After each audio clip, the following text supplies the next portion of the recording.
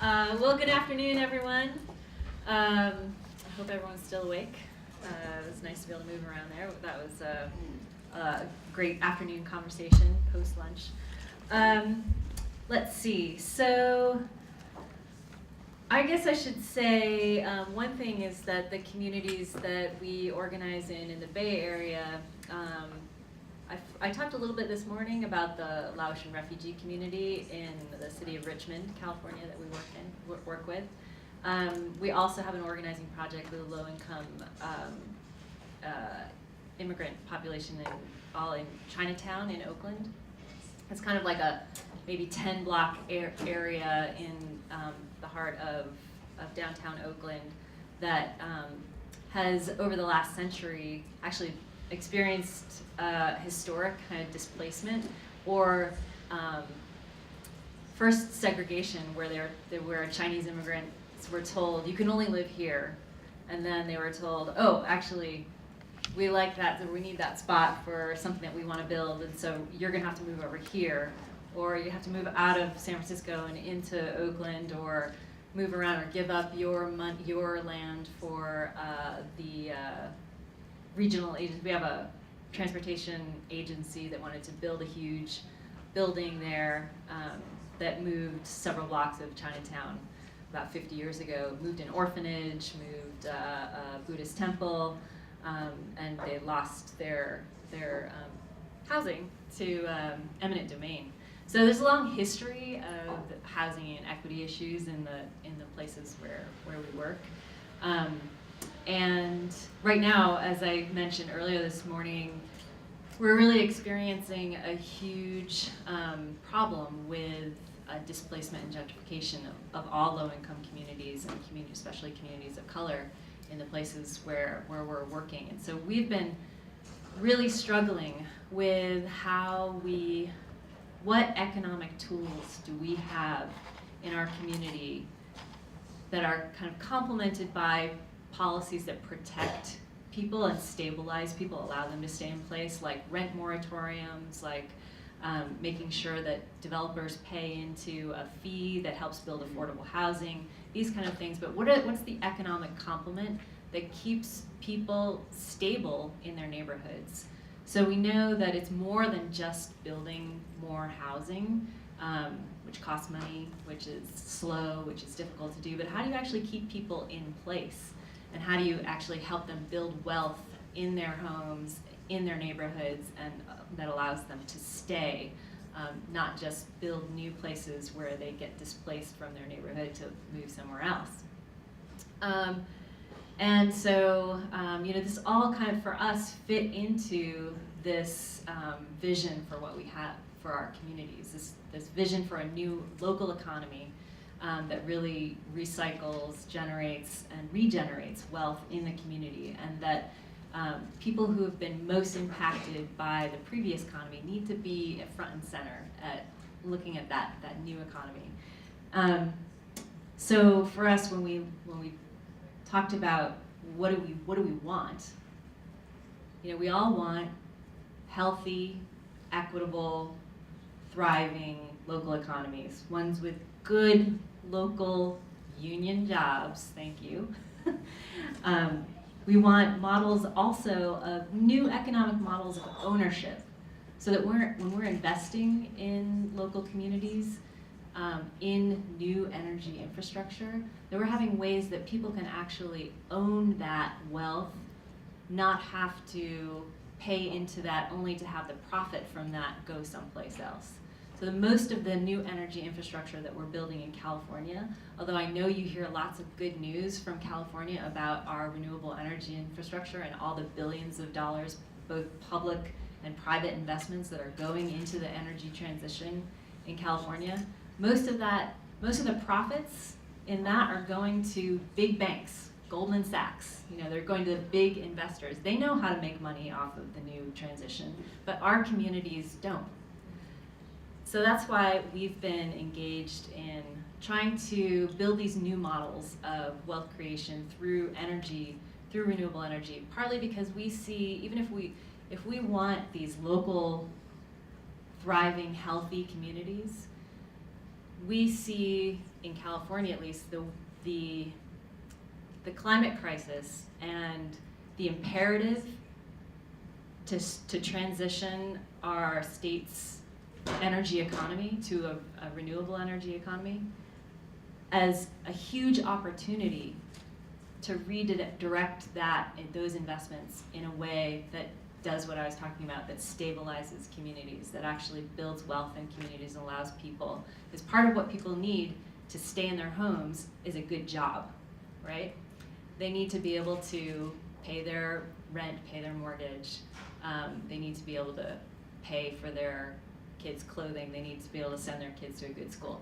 All these things are contributing, they're part of a cycle. So it's like you can't really remove an energy system from the rest of the community. And when we started first doing energy work and started coming to like maybe the state Public Utilities Commission or going to like an energy committee meeting at the state legislature, everyone would kind of look at us and say, you know, energy policy is not social policy. Go do that somewhere else. But if energy policy weren't social policy, how did we get to where we are in the first place? You know, how did we get to the point where the majority of all profits from our energy system go outside of the community and go to private-owned investors, in California at least? I know there's rural electric co-ops that we're going to talk about. Maybe that's a little different system. I think there's lots of opportunities there. But we had to look at how we needed to shift this system everywhere from the state level all the way down to the neighborhood level, and look at how we're looking at this transition that the state is requiring us to make as an opportunity to change the energy system so that it serves the real needs of people. And part of that is housing. And there's actually a huge amount of opportunities in terms of energy retrofits, in terms of making your weatherization, making your house more energy efficient, making low-income housing more energy efficient, putting renewable energy or solar on low-income housing. There's a huge amount of opportunity to kind of invest, but you have to look at what are these investments actually doing? Is it just, like we have some programs that are state-based programs that put in money to build solar panel systems on low-income single-family homes, which is great. But the way that program has worked so far is it's kind of like Habitat for Humanity, where someone comes to your house and they get a bunch of volunteers and they put a solar panel on your house, and that's great for that one family. But how do you scale that? How do you make that work for a whole neighborhood? And who has gained a job from that? When you're getting volunteers to do that's charity. That's not economic development. And so we need programs that massively invest in real quality jobs when you're doing this energy transition, and also where you do the energy transition really counts. So if you can go to there's one slide I know is like right in the beginning. Okay, so this is, oh, no, go back. There you go. Okay, this is a map of something that we created called the California Enviro Screen, which is, these are maps by census tract that, this is a region, this is the Bay Area and Central Valley in California.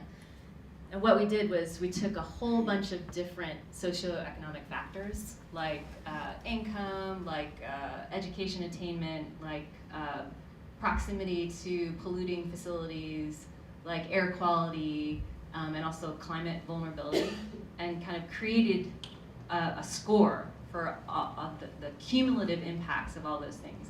And where you see these red census tracts, this is where there are the highest scores on that. You don't want to be a high score on this map, but we needed to create this map so we could figure out for ourselves where were the neighborhoods that needed these investments the most. And these coincide with the neighborhoods that are the most polluted And they're the most ones who are actually redlined out of renewable energy infrastructure. They're the ones who are not having new energy infrastructure built in their neighborhoods. They're not getting the jobs, they're not getting the new businesses, they're not getting the new ownership. And so, to me, this is a really important part of doing this equitably, is that you have to figure out, actually, we can't invest 100% everywhere. We need to make our investments really meaningful and really, and that goes back to why energy policy is social policy. You're making decisions every day that affect people in their livelihoods and in their ability to have the local thriving economies that they need. So you can just stream through the rest of the pictures because they're mostly just nice. So I'll end pretty soon, but I wanted to mention a couple of the policies that we've been able to pass in California with our members. These are some of our community members working on their ideas for how to bring this energy infrastructure into stabilizing the local neighborhoods. One was a state policy called AB 693, not very exciting name, but it created $1 billion in investment in California over 10 years on multifamily housing, multifamily low-income housing, on solar on multifamily low-income housing. So that's available now. It'll be available for us for implementation next year, for us to actually build solar projects. And the key part of this was one of the things that we were really trying to figure out is how do you actually help renters benefit from renewable energy? How do you help renters actually save money when most of the systems that work actually only work for property owners? And for us, most of, like 90% of our members are actually renters.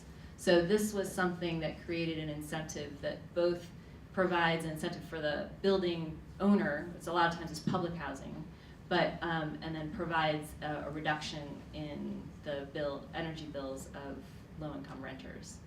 And then there was another, so this is some of our folks in the state capitol, and I can't emphasize enough, going back to this morning, what we were talking about, it all goes back to people power. This whole equation about like how you make renewable energy work for housing and stabilizing communities, it's these three things. They're all interconnected. Clean power, people power, political power. It's all part of the same cycle. And you can't expect to have massive transition work in a way that's actually going to create jobs and create stable homes for people without that.